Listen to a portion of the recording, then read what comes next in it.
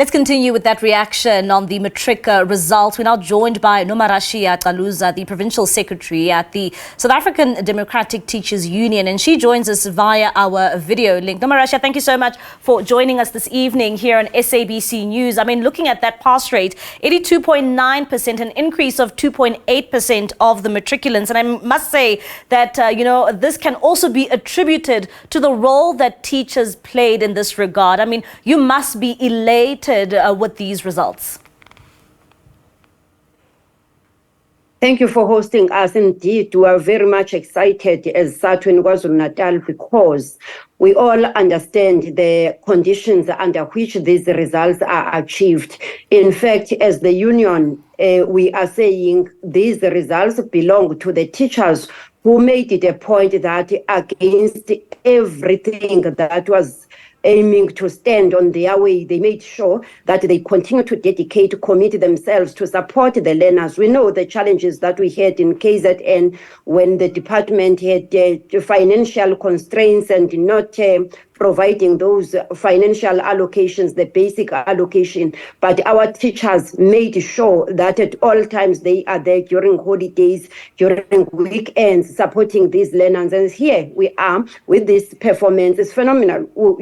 We're excited and we say credit must be given to where it is due. And we are saying it is due to the teachers. It must go there. We appreciate them, we congratulate them, and we congratulate these learners. And what do you have to say to that, the increase in which we saw from this year's pass rate, and KZN also being one of those districts that managed to do incredibly well, understandingly so that you are second, just running behind after Free State with the top achievers for the matric results?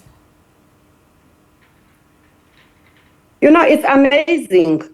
And also understanding the number of learners that KZN has or had in 2023. In fact, all these years, it has been reported that KZN carries 25% of the total.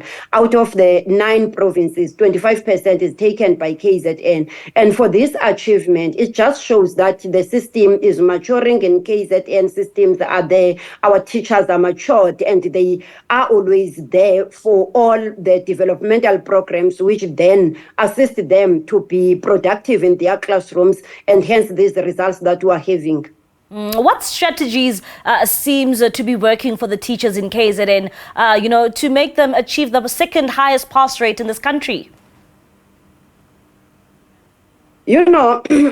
Firstly, we are working very close. We are working together with the Department of Education as the Union SATU. We work very closely with them. We understand the programs and the interventions they have. Like, for example, the Just in Time, which is the program every year. In fact, at the beginning of each term, the subject teachers are brought together and they are assisted in content of each subject. But on top of that, as the union, ourselves, we have so many programs, some of them dedicated to different subjects depending on the difficulties that have been, the gaps that have been identified. As the union, we have the SATU School Academic Support Program or initiative, wherein we adopt schools and adopt districts. Last year, for example, and that year, 2022, we were taking our principals and the management of schools for a developmental program, because we are of the view that for our schools to continue performing as we are seeing, they must be developed holistically, attend to management gaps as well as the content gaps that are there. And that way you will have an ideal school where everyone is up to the standard in terms of what is expected of him. And I think that is what brings us to where we are now as the province, because this initiative of adopting schools was started a long time ago. The Umkhanyabude district that we are talking about today, which is number 1, at some point was number last, and it was adopted by SATU. It was at that time that it started to move, including Herigwala, and the other districts, of course, have been a part of the program of SATU. But most importantly, working together with the Department of Education.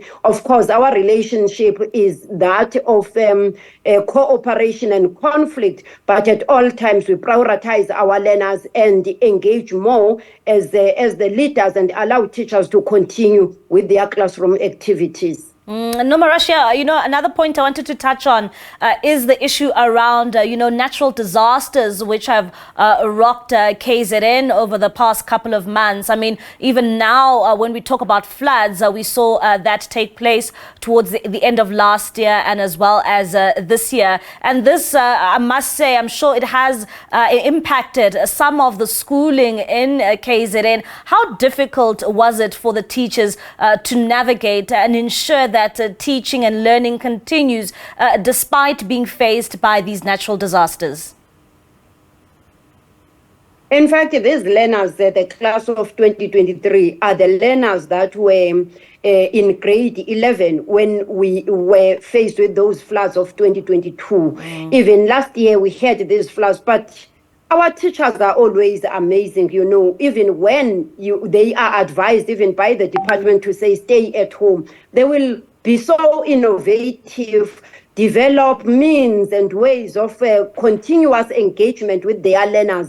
So they will be pushing to go there because they don't want their learners to be left behind. They are so motivated. I think it's motivation more than anything, and encouragement, because we always talk to them to say, to us, going to the class is a revolutionary task, and even going there going to attend to these learners during holidays and weekends, we say it's a revolutionary task that we must do as members of the union, even if there's no compensation from the employer. So even during these natural disasters, our teachers will always be there. They have these groups, WhatsApp groups, where they keep on engaging with their learners. But at the end of the day, they are also human beings. They get exhausted emotionally because of the frustration brought by these natural disasters that at some point will even destroy the resources that are meant to enhance teaching and learning.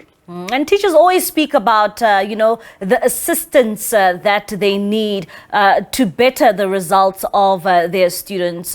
What is needed most in terms of assistance in KZN by the teachers to ensure that, next year there is an improvement in their matric results? When looking at these results, where we are as the union, we are of the view that KZN is capable of getting more than 90%. We say this because we understand the conditions under which these results were produced.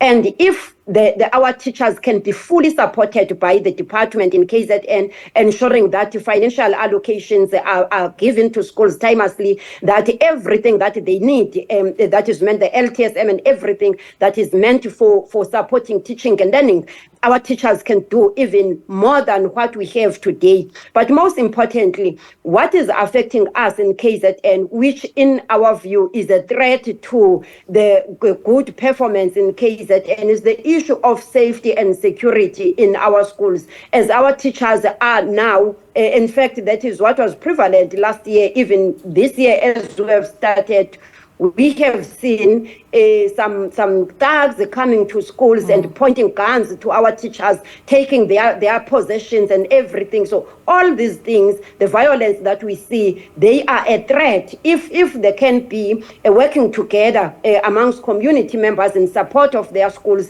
and come closer to the campaign of the South African Democratic Teachers Union, the I Am a School Fan campaign, we believe that our schools will be safe and no one will be stealing from schools. There will be no break-ins. Everyone will just be supporting the activity of the classroom, and our teachers will be happy to continue to give us these results that we are celebrating today. Nomarashiya, thank you so much for your time this evening, ma'am. That is Nomarashiya Caluza, the Provincial Secretary at the South African Democratic Teachers Union in KZN, just giving us her insights there and her reaction to those results coming in this evening, especially with KZN coming in second in the country.